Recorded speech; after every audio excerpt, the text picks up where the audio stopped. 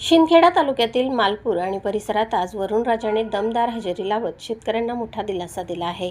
दुपारी 2 वाजेच्या सुमारास विजांच्या कडकडाटासह जोरदार पावसाला सुरुवात झाली। या पावसामुळे परिसरातील नदी नाले वाहू लागले असून अमरावती धरणातही पाण्याची आवक सुरू झाली आहे।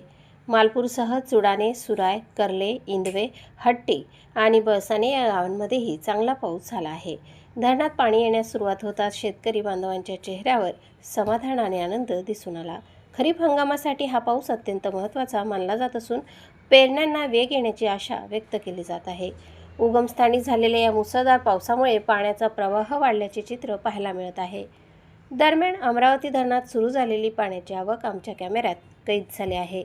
चला पाहूया शिंदखेडा तालुक्यातील मालपूर येथून आमचे प्रतिनिधी प्रभाकर आडगाळे यांनी सादर केलेला हा खास ग्राउंड रिपोर्ट। स्वराज्य न्यूज शिंदखेडा।